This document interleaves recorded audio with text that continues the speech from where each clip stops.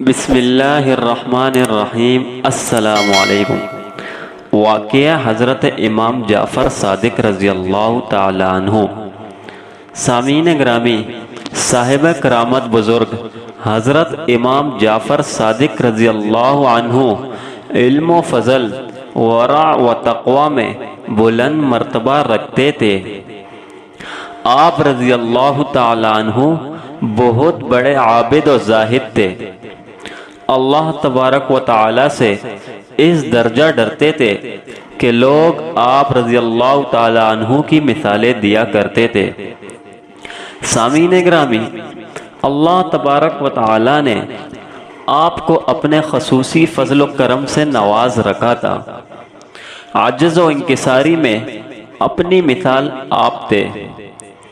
حضرت جعفر صادق رضی اللہ تعالی عنہ کی مجلس پاک علم و عرفان کے موتی بکیرنے والی مجلس ہوتی تھی۔ یہ معرفت حق کو پانے کی جستجو کرنے والے آپ کی صحبت کاملہ کو اپنے لیے بہت بڑا اعزاز تصور کرتے تھے۔ سامعین گرامی، بہت سے معروف اولیاء کرام نے آپ رضی اللہ عنہم کی صحبت کاملہ سے استفادہ حاصل کیا اور دیکھا کہ آپ رضی اللہ عنہ صاحب کرامات ولی اللہ ہے۔ حضرت شفیق بلخی رحمہم اللہ عنہ فرماتے ہیں کہ میں حج بیت اللہ کی سعادت حاصل کرنے کی غرض سے اپنے گھر سے روانہ ہوا۔ سفر کرتے ہوئے قادسیہ میں پہنچا۔ میں وہاں پر لوگوں کی زیب و زینت اور ان کی کثرت کو دیکھ رہا تھا کہ ناگاہی میری نظر ایک خوبصورت نوجوان پر پڑی جس نے بہت ہی عمدہ لباس زیب تن کر رکھا تھا۔ اوپر ایک ادنا چادر اوڑھ رکھی تھی اور پاؤں میں جوتی خوبر جوان لوگوں سے الگ تھلگ بیٹھا ہوا تھا۔ میں نے اپنے دل میں کہا کہ یہ جوان صوفی ہے، لوگوں پر بار ہوگا، اس کے پاس جاتا ہوں تاکہ اس کو دمکاؤں۔ چنانچہ میں اس کے نزدیک گیا اور جب اس نے مجھے اپنی طرف متوجہ دیکھا تو کہا، اے شفیق، گمان کرنے سے بچو، اس لیے کہ بعض گمان گناہ ہوتے ہیں۔ یہ فرما کر وہ جوان مجھے وہیں پر چھوڑ کر آگے بڑھ گیا۔ سامعین گرامی، اس کے جانے کے بعد میں نے اپنے دل میں کہا، یہ تو بہت بری بات ہوئی، جو کچھ میرے دل میں تھا اس نے کہہ دیا اور پھر میرا نام بھی لے لیا۔ یہ تو کوئی مرد صالح لگتا ہے، میں اس سے ضرور ملوں گا تاکہ اس سے مل کر اپنی بدگمانی معاف کراؤں۔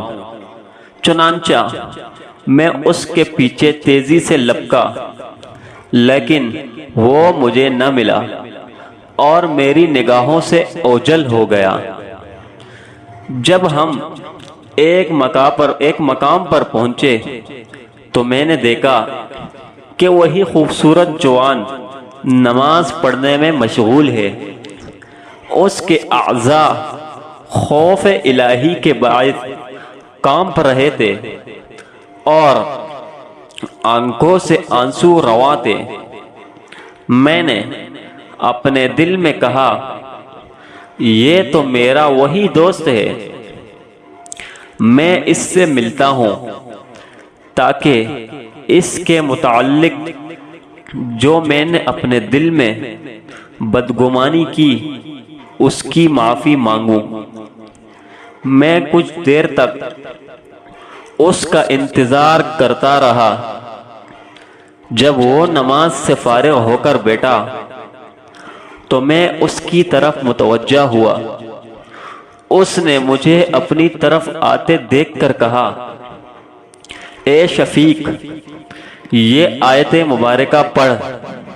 ترجمہ: جو کوئی توبہ کرے اور ایمان لائے اور عمل صالح کرے اور راہ پائے تو میں اس کے گناہ بخش دیتا ہوں۔ اتنا کہہ کر وہ جوان پھر وہاں سے چلا گیا۔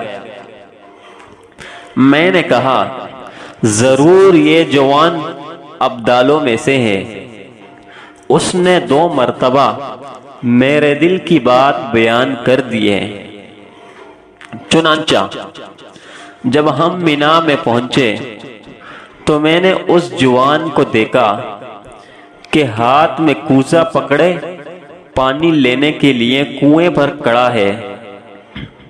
اچانک اس کے ہاتھ سے کوزہ کنویں میں گر پڑا۔ میری نظریں اس پر ہی تھی۔ اس جوان نے آسمان کی طرف نگاہ اٹھائی اور کہا، اے اللہ، اے میرے پروردگار، اے میرے رب، یا اللہ، یا رحیم یا کریم، تو اچھی طرح جانتا ہے کہ میرے پاس سوائے اس کے اور کچھ نہیں ہے۔ مجھ سے یہ کم نہ کرنا، مجھ سے یہ گم نہ کرنا۔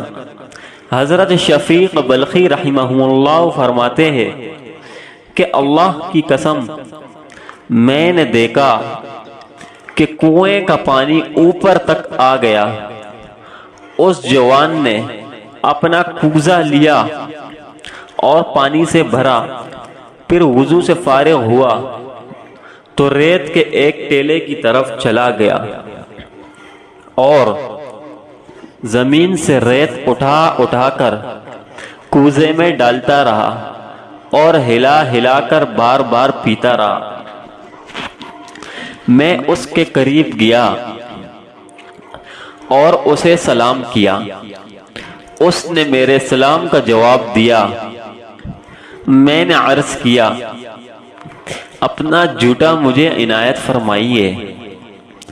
کہنے لگا، اے شفیق، اللہ تعالی کی ظاہری و باطنی نعمتیں ہمیشہ ہمارے ساتھ ہیں۔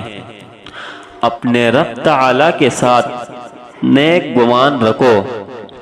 پھر اس نے مجھے کوزہ دیا، میں نے اس میں سے پانی پیا۔ شکر میں ستو گلے ہوئے تھے۔ اللہ کی قسم، میں نے اس سے زیادہ لذیذ اور خوشبودار چیز کبھی نہیں پی۔ اس سے میری بھوک و پیاس جاتی رہی۔ میں کئی دن تک وہاں پر مقیم رہا۔ کھانے پینے کے متعلق کبھی کوئی خواہش نہ ہوئی۔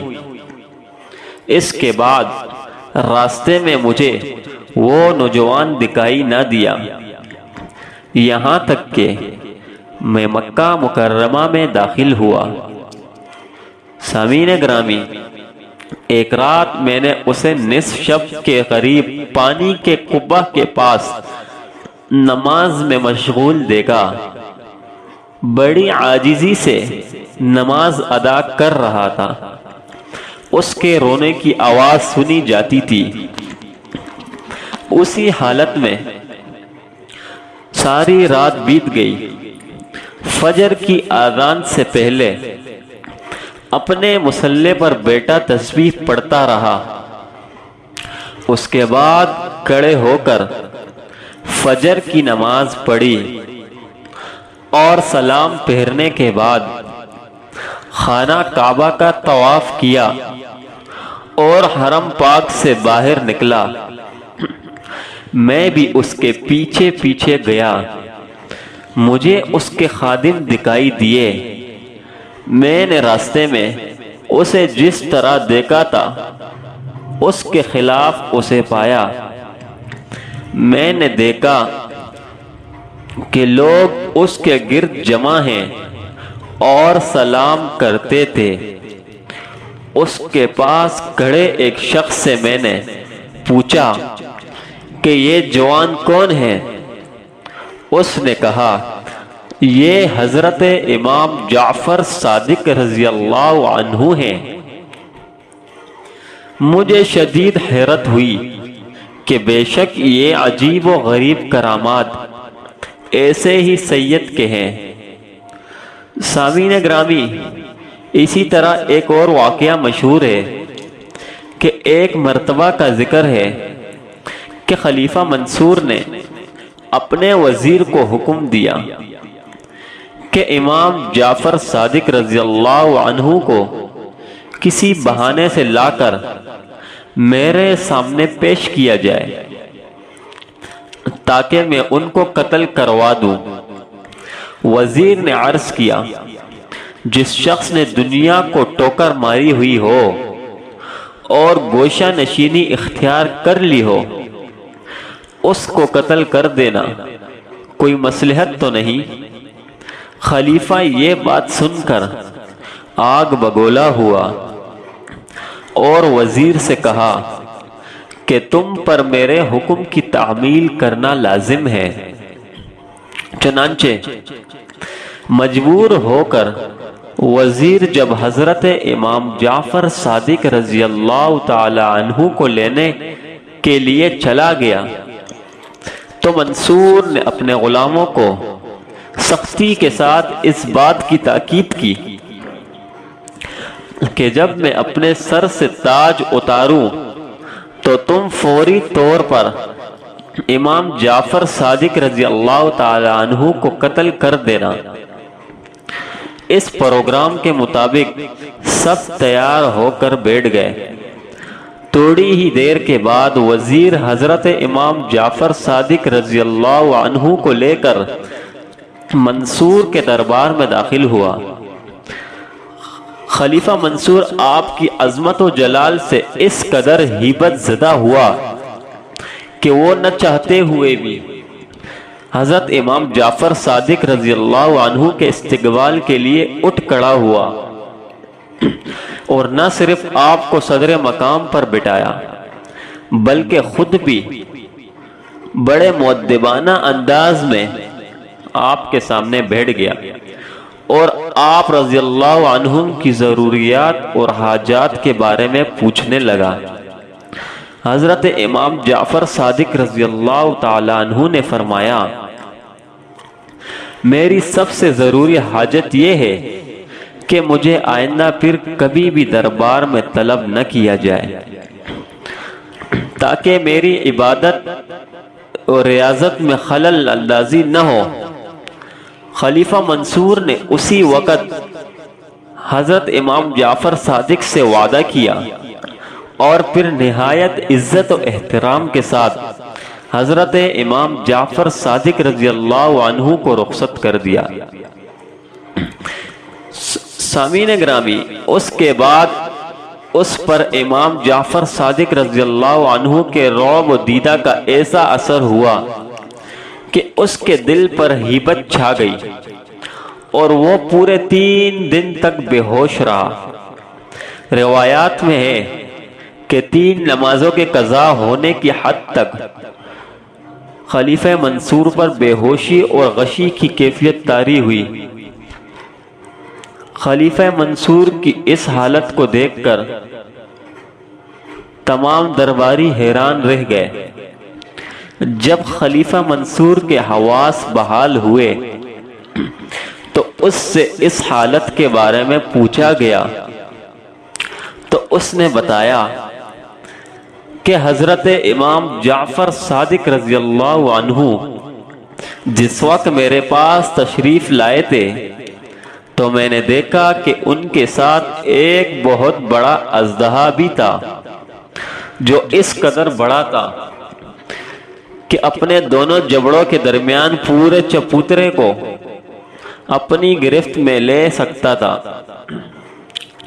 اور وہ زبان حال سے مجھے یہ کہہ رہا تھا کہ اگر تم نے ان کی شان میں معمولی سی بھی گستاخی کی تو تجھے چبوترے سمیت نگل جاؤں گا۔ چنانچہ مجھ پر اس کی دہشت طاری ہو گئی اور میں حضرت امام جعفر صادق رضی اللہ تعالی عنہ سے معافی کا خواستگار ہو گیا۔ ایک شخص امام جعفر صادق رضی اللہ عنہ کی خدمت اقدس میں حاضر ہوا اور حضرت امام جعفر صادق رضی اللہ عنہ سے عرض کی کہ میں اللہ تعالی کا دیدار کرنا چاہتا ہوں۔ حضرت امام جعفر صادق رضی اللہ تعالی عنہ نے فرمایا تو نہیں جانتا کہ حضرت موسیٰ علیہ السلام سے فرمایا گیا تھا کہ لن ترانی، تو مجھے ہرگز نہیں دیکھ سکتا،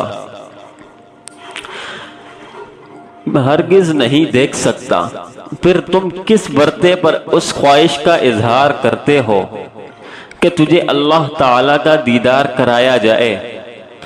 اگر کوئی باطنی نگاہ سے دیکھے تو اسے ہر چیز میں اللہ تعالیٰ ہی جلوہ گروہ دکھائی دے گا۔ وہ شخص کہنے لگا یہ بات تو میں بھی جانتا ہوں کہ حضرت موسیٰ علیہ السلام کا معاملہ اور تھا، جبکہ یہ امت محمدی صلی اللہ تعالی علیہ وسلم ہے، جس میں ایک شخص یہ کہتا ہے کہ رانی قلب ربی، یعنی میرے قلب نے اپنے رب کو دیکھا، اور دوسرا یہ کہتا ہے لم اعبد وما لم ارادہ، لم اعبد وما لم اراہ، یعنی میں ایسے پروردگار کی عبادت نہیں کرتا جو مجھے دکھائی نہیں دیتا۔ اس شخص کی یہ گفتگو سن کر حضرت امام جعفر صادق رضی اللہ عنہ نے حکم دیا کہ اس شخص کے ہاتھ پاؤں باندھ کر دریائے دجلہ میں ڈال دیا جائے۔ حضرت امام جعفر صادق رضی اللہ تعالی عنہ کے حکم کے مطابق ایسا ہی کیا گیا۔ جب اس شخص کے ہاتھ پاؤں باندھ کر پانی میں پھینکا گیا تو پانی نے اسے اور کی طرف پھینکا، تو اس نے حضرت امام جعفر صادق رضی اللہ عنہ سے بہت فریاد کی، مگر آپ رضی اللہ عنہ نے اس کی فریاد پر کوئی غور نہیں کیا، بلکہ دریا کے پانی کو حکم دیا کہ اس کو خوب اچھی طرح اوپر نیچے غوطے دو۔ چنانچہ پانی نے اس شخص کو خوب غوطے دیے۔ جب وہ شخص غوطے کھا کر نڈال ہو گیا اور اس کی التجا پر حضرت امام جعفر صادق رضی اللہ عنہ نے بھی کوئی توجہ نہیں دی، تو اس نے اللہ تبارک و تعالی کو مدد کے لیے پکارا۔ یہ دیکھ کر کہ اب اس شخص نے اللہ تعالی کو پکارنا شروع کر دیا ہے، حضرت امام جعفر صادق نے اسے پانی میں سے باہر نکلوایا۔ جب اس شخص کے حواس بحال ہوئے تو آپ رضی اللہ تعالی عنہ نے اس سے دریافت فرمایا یہ بتاؤ کہ تم نے اللہ تعالیٰ کو دیکھا؟ کہنے لگا جب تک میں دوسروں سے مدد مانگتا رہا اس وقت تک تو میرے سامنے حجاب حائل تھا، مگر میں نے سچے دل سے اللہ تبارک و تعالیٰ کو مدد کے لیے پکارا تو میرے قلب میں کچھ ایسی روشنی پیدا ہوئی کہ جس سے میری ساری بے چینی اور بے قراری ختم ہو گئی۔ بے قراری ختم ہو گئی، جیسا کہ اللہ تعالیٰ کا قول ہے کہ کون ہے جو حاجت مند کی پکار پر اس کا جواب دے۔ حضرت امام جعفر صادق رضی اللہ تعالی عنہ نے اس سے فرمایا اے اللہ کے بندے، تو نے جب تک اللہ تعالی کو نہ پکارا اس وقت تک تو جھوٹ تھا، مگر اب تمہارا لب نور ایمان سے منور ہو چکا ہے، اس لیے اب اس کی حفاظت کرنا ایک مرتبہ کا ذکر ہے کہ خلیفہ منصور عباسی نے چند ایسے افراد تلاش کیے جو اس کے خیال میں بالکل بے وقوف اور بے سمجھ تھے۔ اس نے ان کو مال و دولت کا لالچ دے کر اس بات پر راضی کیا کہ جب میں امام جعفر صادق رضی اللہ تعالی عنہ کی طرف اشارہ کروں تو تم لوگ حضرت امام جعفر صادق رضی اللہ تعالی عنہ کو قتل کر دینا۔ چنانچہ سارا پروگرام طے ہو گیا۔ تو اس نے رات کے وقت حضرت امام جعفر صادق رضی اللہ تعالی عنہ کو اپنے دربار میں بلایا۔ حضرت امام جعفر صادق رضی اللہ تعالی عنہ بے خوف و خطر دربار میں داخل ہوئے، چونکہ حکم یہ تھا کہ آپ رضی اللہ تعالی عنہ اکیلے ہی تشریف لائیں۔ چنانچہ حضرت امام جعفر صادق رضی اللہ تعالی عنہ اکیلے ہی تشریف لائے اور جیسے ہی ان لوگوں کی نظریں حضرت امام جعفر صادق رضی اللہ تعالی عنہ پر پڑی جو کہ تلوار میں سونت کر حملہ آور ہونے کی غرض سے بالکل تیار کھڑے تھے، تو وہ تمام کے تمام تلواریں پھینک کر حضرت امام جعفر صادق رضی اللہ تعالی عنہ کے قدموں میں گر گئے اور معافی کے طلبگار ہوئے۔ یہ صورتحال دیکھ کر خلیفہ منصور شرمندہ ہونے کی بجائے بولا، اے ابن رسول، رات کے وقت آپ کیوں تشریف لائے ہیں؟ حضرت امام جعفر رضی اللہ تعالی عنہ نے فرمایا، تم نے مجھے گرفتار کر کے بلوایا ہے اور اب کہتا ہے کہ کیوں کر آئے ہو؟ کہنے لگا، معاذ اللہ، کہیں یہ بھی ہو سکتا ہے کہ آپ تشریف لے جائیں اور قیام گاہ میں آرام فرمائے۔ حضرت امام جعفر صادق رضی اللہ تعالی عنہ نے واپسی اختیار کی اور وہاں سے مدینہ طیبہ تشریف لے گئے۔ جب حضرت امام جعفر صادق رضی اللہ تعالی عنہ تشریف لے گئے تو خلیفہ منصور نے ان لوگوں سے پوچھا کہ تم لوگ نے عہد کی خلاف ورزی کیوں کی اور امام جعفر کو قتل کیوں نہیں کیا؟ انہوں نے کہا، یہ تو وہ امام زمانہ ہیں کہ جو رات دن ہماری خبرگیری کرتے ہیں اور اپنے بچوں کی طرح ہماری پرورش کرتے ہیں۔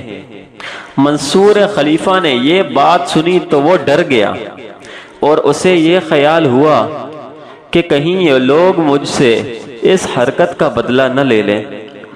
چنانچہ اس نے اسی رات ان لوگوں کو وہاں سے روانہ کر دیا۔ ایک مرتبہ کا ذکر ہے کہ ایک شخص کی دیناروں کی تیلی گم ہو گئی۔ اس نے حضرت امام جعفر صادق رضی اللہ تعالیٰ عنہ پر الزام لگا دیا کہ میری تیلی آپ رضی اللہ تعالیٰ عنہ نے لی ہے۔ وہ شخص آپ کو پہچانتا نہیں تھا۔ امام جعفر صادق رضی اللہ تعالیٰ عنہ نے اس سے پوچھا کہ تیلی میں کتنے درہم تھے؟ اس نے کہا کہ 1000 دینار تیلی میں تھے۔ آپ رضی اللہ تعالیٰ عنہ اس کو اپنے ساتھ گھر میں لے گئے اور اسے 1000 دینار ادا کر دیے۔ اگلے دن اس شخص کو اپنی گمشدہ تیلی کہیں اور سے مل گئی۔ اس پر وہ بڑا شرمندہ ہوا اور آپ کے پاس آ کر معذرت کرنے لگا اور 1000 دینار آپ کو دیتے ہوئے معافی کا خواستگار ہوا۔ حضرت امام جعفر صادق رضی اللہ تعالی عنہ نے فرمایا، اب یہ مال تمہارا ہی ہے، اس لیے کہ ہم نے جو چیز کسی کو دے دی تو اس کو واپس نہیں لیتے۔ اس کے بعد جب اس شخص نے لوگوں سے حضرت امام جعفر صادق رضی اللہ تعالیٰ عنہ کے بارے میں معلوم کیا تو لوگوں نے اسے بتایا کہ یہ شخص حضرت امام جعفر صادق رضی اللہ تعالی عنہ ہیں۔ اس